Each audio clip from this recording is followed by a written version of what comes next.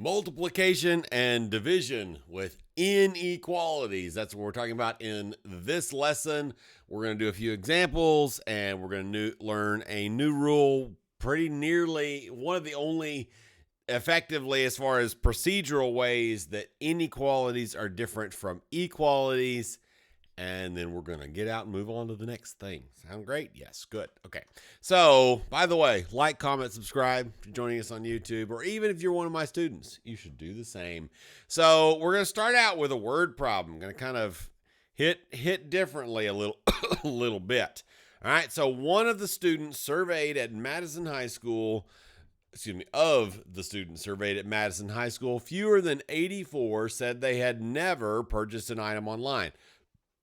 This is about 1/8 of those surveyed. How many students were surveyed? Okay, so we've got a inequality, and we know it's an inequality, A, because it's in this lesson, and B, because it says fewer than, right? Not less than, not more than. It says fewer than, right? Fewer than 84. So, and it also says that it's about 1/8 of those surveyed, right? And so we're going to set up a really pretty easy inequality. We're going to do 1/8 of those surveyed is less than 84. That's easy peasy, right? This one, there's no new rules in this one. We'll do that in the next example. On this one, we just look, and 1/8 is attached to S through multiplication.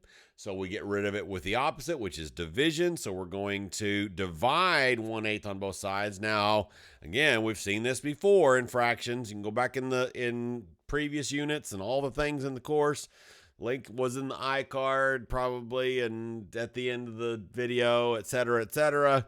Click on the channel, look for green bordered things. But we divide fractions by multiplying by the reciprocal. So that's what we're going to do here. We're going to multiply times 8/1, which is just 8. I'm going to write it that way on this side because it's going to make more sense and going to make our lives a lot easier. Put less lines and such. So we've got the number of students surveyed is less than, or the number of students there is, excuse me, is less than 8 times 84, which is 672. Okay, so that means that there were fewer than 672 students surveyed, right? No big deal, right? Let's do another example. On this one, we're going to throw in our new thing. It's not that hard of a thing. Don't stress too much about it. When you see it, you'll be like, okay, I got this. No big deal. So example 2. I said 2, wrote 3. You know, life is funny. Sometimes it gives you lemons and sometimes it gives you 3s. You never know. We're going to solve, and let's, since we didn't do this as much in our last unit, let's solve and, excuse me, I keep saying unit when I mean lesson, last lesson. Solve and graph -3/7 R is less than 21. Okay. So this is the same idea. We've got a fraction multiplied on R. We're going to divide that fraction off. And the way we divide fractions is multiplying times the reciprocal. So we're going to multiply both sides by -7/3 times -7/3. Which, if I'm not greatly mistaken, is -49. Yeah, it is.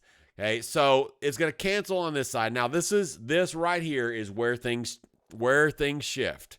Whenever you multiply or divide both sides of an inequality by a negative, it flips the inequality around.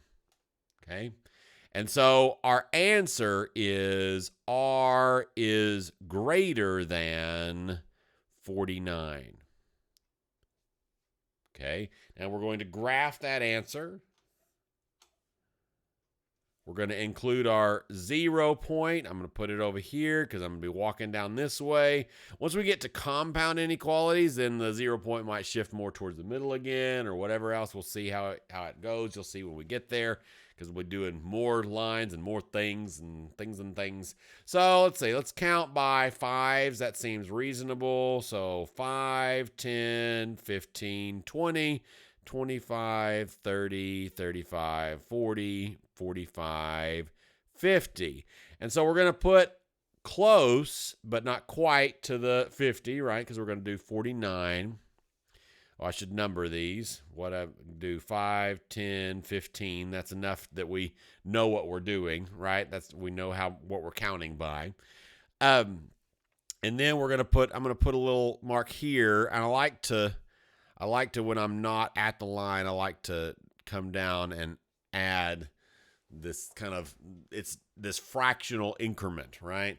Then so that I know what I have in fact labeled. Now, this time, unlike the example we graphed in the last video with addition and subtraction, this one is not equal to, and so we're going to do an open circle instead of a closed circle because an open circle means not equal to, and we're graphing greater than, so we're going to graph to the right, just like the last example, and we're going to shade in and fill in that graph. There it is. Looks good. That's simple. I think we have one more example, but if not, then, we don't.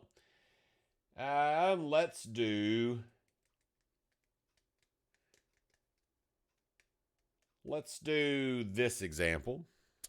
Do example 3. Example number 3, we're going to solve and graph negative 7d is greater than or equal to 147. Okay? That's funny. It's going to end up being the same number. That's no problem, right? So we're going to get rid of the negative 7 by dividing negative 7 on both sides. Since we are dividing both sides by a negative, it's going to flip the inequality. So it's going to end up being d is less than or equal to negative 21. No problem. Graph that thing. Put arrows. Going to put our 0 point. Oh, it's not quite the same number. It's negative 21 this time. We'll count by fives again. Oh, I said 49. I don't know where I'm getting the same number. I don't know. Let's count by, fives is fine. Count by 5, 10, 15, 20. That's good enough, right? We're going to label negative 5, negative 10, negative 20. And then I'm going to put here, and I'm going to dot on down and say 20 doesn't look like a 20. Now it kind of does. This is negative 21. We're going to put a closed circle because it's less than or equal to. So we're going to fill in that circle, going to shade it up. And we're doing to the left because it's less than this time.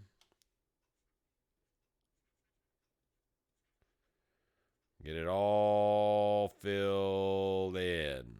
There it is. That's how we roll. That's how we do those. In the next video, we're going to talk about multi-step inequalities, which is like multi-step equations. It's just a tiny bit more effort than what this is. We'll see you there. Look forward to seeing you in class and all those things. If you're not one of my students, check out Ember Learning Labs to see what else we're doing. And thanks for joining us. Like, comment, subscribe, all those things. See you later.